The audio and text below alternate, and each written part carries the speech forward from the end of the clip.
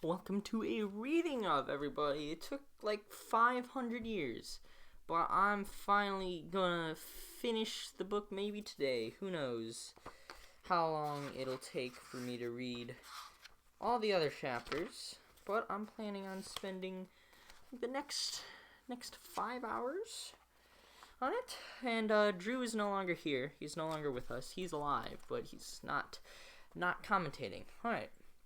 Chapter 10, Kit. David Drucker is officially everywhere. In the parking lot, before and after school, in almost all my classes, and, of course, at lunch. Since I continue to choose his table as a refuge... I phrased that weird. Since I continue to choose his table as a refuge. Presumably he has always been in all these places, but until now I've never noticed him. You would think someone who is that bizarre wouldn't be able to camouflage, but he is so entirely self-contained in his strange headphone island that he moves silently through school. He causes almost no ripple. Still, after what is shaping up to be the week of David, it's just plain weird when I run into him at the drugstore. And I mean that literally. We are both looking down when our shoulders crash. Ouch. You following me? I ask in a jokey tone. I'm borderline flirting with him in front of the maxi pads with wigs. I drop my jumbo pack of super absorbent Tampax and kick it behind me so he doesn't see. No, of course not, David says, and he sounds offended, like I've accused him of something. I didn't mean. Never mind. It's just funny to see you here. Just picking up stuff for Miney, he says, and it occurs to me that actually I've been the one seeking him out lately. With the notable exception of the football snack shack. I chose his lunch table after all. I offered him a ride home yesterday. Maybe I'm annoying him? Miney? Miney? Tampax. Yes, Quantum Chill, I am a renaissance man. I go from one stream to the next. Miney? My sister. You have two sisters? I wonder if Miney is as effortlessly cool as Lauren. I decide not. Not only does she have a weird name, who would name their kid Miney? But no one is as effortlessly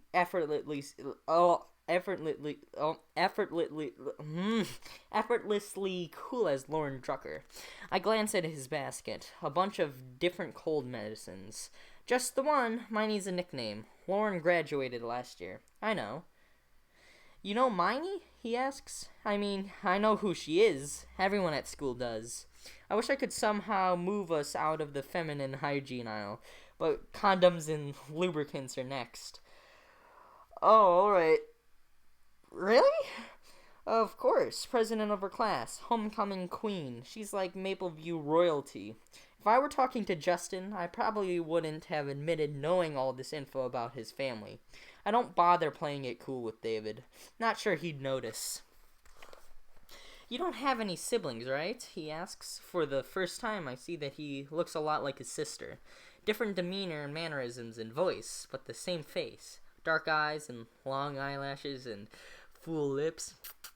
If it weren't for his jaw, which is square and strong, and always has a dusting of 5 o'clock shadow, he'd almost be pretty. Just me, all by my lonesome, he nods, as if confirming that which he already knew. You seem like an only child. I can't decide if that's an insult or a compliment. It sounds like I'm talking to myself, because I give them the same voice, even though they're two different characters, but I'm lazy. I don't want to switch between their voices, so bear with me. I can't decide if that's an insult or a compliment.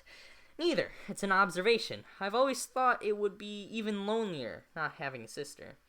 Are you saying I seem lonely? This is what it is to talk to David Drucker. Dive straight into the center. No matter that we are in a drugstore, surrounded by tampons and monostat. We make good conversational partners, I think. I've forgotten the art of small, inconsequential talk, and he's never learned it. No, not really, but there's a stillness to you. Like if you were a radio wave, you'd hear your very own frequency, which is isolating because I don't think everyone can hear you. He delivers his speech to my feet, but then suddenly looks up and stares into my eyes. The eye contact feels raw and intimate. Alright. The eye contact feels raw and intimate, and I shiver. I blink first. I mean, you have lots of other waves, too, all those commonly shared frequencies. The ones I most certainly lack, but the most important waves, the core U1s. The core U1s? Oh, the core U1s. Those are harder for other people to decipher. That's my theory, anyway. I don't know what to say to this. David Drucker has a theory about my metaphorical radio waves. Once we are outside in the bitter cold, standing with our hands stuffed into our winter jacket pockets, I suggest we get something to eat. I don't want to get back into the car. I don't want to go home. Both of these involve feeling feelings, which I prefer to avoid. Distraction is what I need. Distraction keeps time from being in slow-mo. Pizza Palace? David asks. It's just a few doors down. I picture all my friends all huddled in a booth in the back. No need to combine David with my real life. Nah. I figured you wouldn't want to go there. Pizza is just so much better and has that great 2-for-1 deal. I just didn't want to suggest it, David said. Why? The name. It's not like they have 3 times more pizza than the other places. Ridiculous. How about we not get pizza at all? I thought you might say that too, since you had such a hearty, well-balanced lunch. He pauses. Clears his throat. Stares at the single car making its way down Main Street. That's going to be one of those things I said out loud and then will regret later, isn't it? I laugh, and it feels good. He looks sweet when he realizes he says the wrong thing. His eyes go big and wide. To rescue him, I link my arm with his and start walking down the street. Hashtag dit.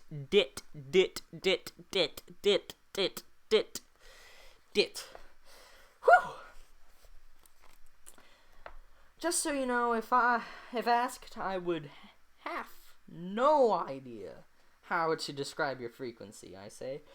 Honestly, sometimes I think only dogs can hear me, he says. For what it's worth, I can hear you just fine. It's worth a lot, David says, and I blush. And I'm pretty sure he does too. Quantum chill, I'd link arms with you any day. We end up at the counter at Straw, and we order double cones of vanilla and chocolate brownie ice cream, despite the fact that it's cold outside. It's easier this way, sitting at the counter facing forward, so we don't have to look at each other while we talk. It's crazy, but I don't feel self-conscious around David like I do with pretty much everyone else. But still, staring at the old-fashioned mini jukebox instead of his face helps me to forget myself. Do you believe in the butterfly effect? David asks out of nowhere. English, please? You know, no one knows the butterfly effect. What a strange concept. Who's heard of that? It's in chaos theory, there's this concept that one small change can have increasingly bigger effects. I mean, I don't see why you mentioned chaos theory. This is just that's like the entire point of chaos theory. I guess you're right. Who cares? So, like, a butterfly flaps its wings here in New Jersey, and it disturbs the atmosphere, and somehow that eventually leads to, like, a hurricane in the Galapagos Islands. I nod and think about how exactly 34 minutes ago, not days ago, not minutes ago, days ago. Is this just boneless Life is Strange? Seems like it. It's alright. Where was I? I nod and think about how exactly 34 days ago, a man named George Wilson, a name for a portly next-door neighbor in a sitcom, not a real person, decided to meet a friend for a drink. I think about how exactly 35 days ago, a work order to fix a traffic light was sent up the chain for approval, and how it got stuck in the bureaucratic traffic along the way. I think about a foot not fast enough on the brake. Seemingly small, inconsequential things. Think about a butterfly flapping its wings, and now my family. Oh my god, alright. And now my father is dead. I do, but I wish I didn't. Because it makes me realize just how much, of our lives are out of our control, I say. Like your dad dying, of course you mention it. He says it like the words have no power at all. I feel winded, like David punched me right in the gut. And also a little high, because he read my mind and said it out loud. Straight out. With the exception of last night, my mom barely even says my father's name.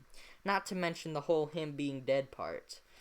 So many available words. Expired, killed, departed, liquidated, gone. All have been banned from my house. Sort of, I say. That was a car accident, though. A bunch of things added up, but there were 2 drivers. Human mistakes were made. That's different from atmospheric disturbances, right? Maybe take each one of those human mistakes in isolation and you'd have a totally different outcome. Your dad could have walked away without a scratch. Oh my god. Jeez. Your dad was liquidated.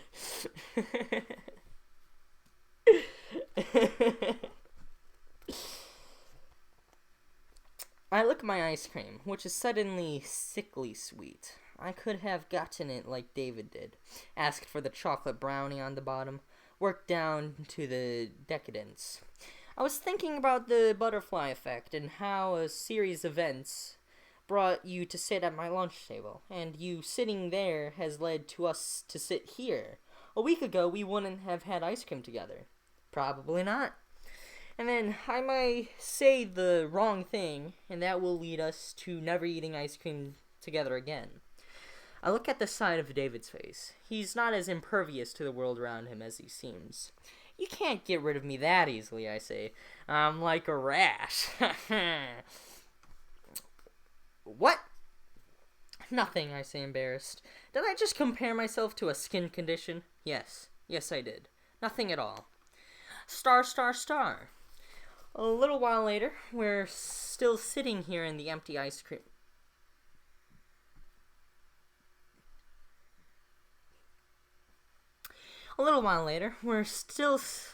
Sitting here in the empty ice cream store, legs dangling from stools. David has a bit of chocolate on his chin, but I don't tell him. It's kind of adorable. Oh my god, dit.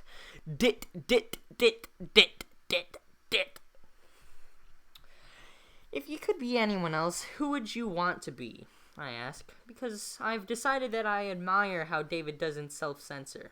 I should try it too. I think about this all the time. Waking up in the morning, looking in the mirror, and seeing someone wholly different staring back.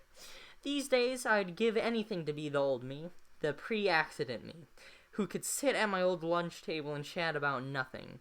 The pre-accident me who aspired to be more like Lauren Drucker, former benevolent ruler and social chair Mapleview.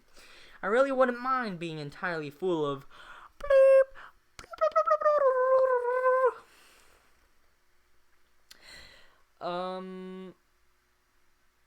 as so long as I didn't notice. There's this guy Trey who teaches me guitar, David says. He kind of bleeps me off. Actually, censoring that kind of makes it a little ambiguous. But he's the type of guy everyone likes. He always knows exactly what to say. Like, he has annoyingly pitch-perfect radio waves. So I guess him? I used to want my metaphorical radio waves to play music that was, like, quirky, but also perfectly curated, you know? Something cool. but now I feel like I've become traffic on the hour. You are so not traffic on the hour, he says, and to my dismay, dabs. Oh, I thought it was just gonna end at dabs. No! He says, and to my dismay, dabs at his chin with a napkin.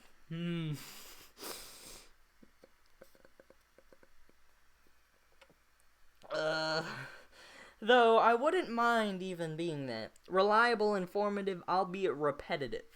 At least people actually listen to it. I think your signal is in Morse code, I say with a smile. When I was 8, I taught myself Morse code. The clicks are highly irritating.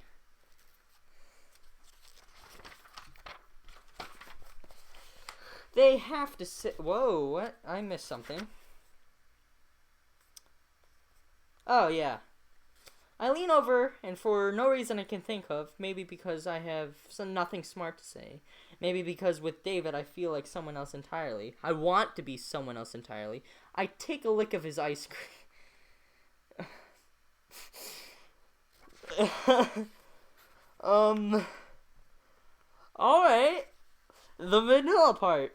He stares at my lips as shocked as I am.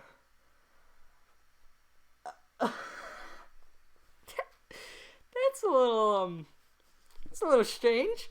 Sorry, I say. I liked your order better. The cold medicine is not for me, just to be clear, he says. Wasn't worried. I wonder what would happen if I looked into a mirror right now. Who would be staring back at me? Did time just leap forward with that single lick?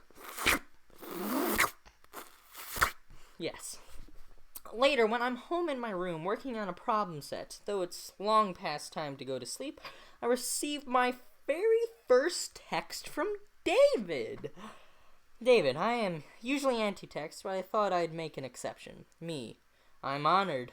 Why the staunch anti-text stance? David, I have trouble conceptualizing the idea of words traveling like this, and I worry that how they sound to me might sound different to you. I'm not good with tone. Me. I should know to expect a real answer from you, but still, it's surprising. David, when you ask a question, you get an answer. I take my phone and snap a quick selfie, me in my pajamas, hair in a bun on top of my head, giving him a thumbs up. Far from a pretty picture, but I think it would offend David if I put a filter on it. I press send. Is it easier for you if we communicate with pictures? There's a long pause, and I wonder what's happening on the other end of the phone. Did his mom just come into his room, asking why he hasn't gone to bed? Is he looking at my picture, disgusted by the messy, pudgy girl who keeps overstepping his boundaries? Whoa, his boundaries? There's an actual typo! That's an actual typo! A pudgy girl who keeps overstepping his boundaries? I think it's supposed to be her boundaries. Unless overstepping his boundaries is referring to David. Who knows? I think it's a typo, and I will assume that. This is a heterosexual couple at Quantum Chill. Kit is a girl, David is a guy. I'm a bit lazy and do the same voice for both of them. I keep thinking about how I leaned over and licked his ice cream cone, and hate that person. The me of just a couple hours ago, presumptuous and flirtatious, when I had no intention to be either with David. I didn't realize I could like myself even less than I did this morning. I wait another interminable minute. David, smiley, or colon, parenthesis. David, that was my very first emoticon, or emoji. Must Google to learn the difference. Me, finally something I know you don't. Finally something I know that you don't. David, there are lots of things you know and I don't. You obviously have a very high social IQ, for example. Me, thanks, I guess. You obviously have a very high IQ. David, 168 LS, check.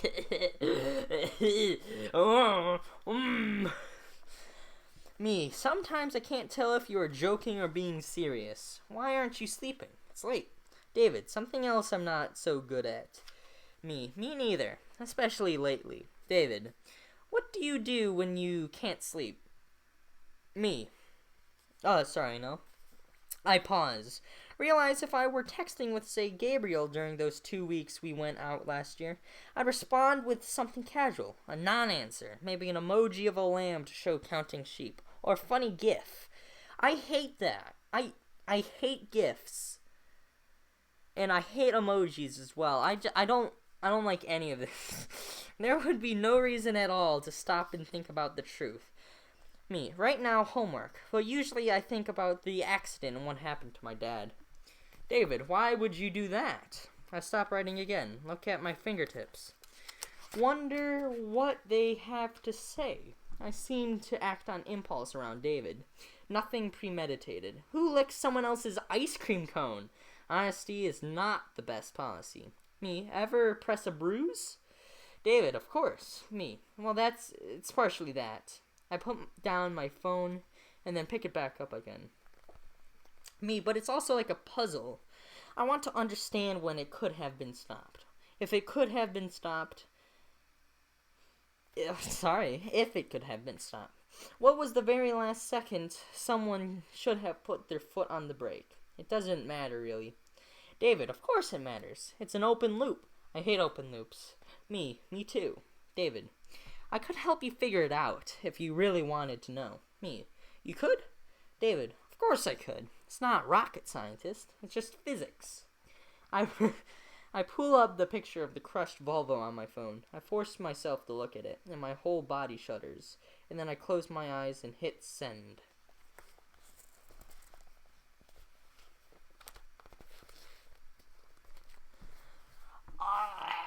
Alright, that's the end of chapter 10. So I'm going to start a new live stream for the next one so it uploads as a separate video.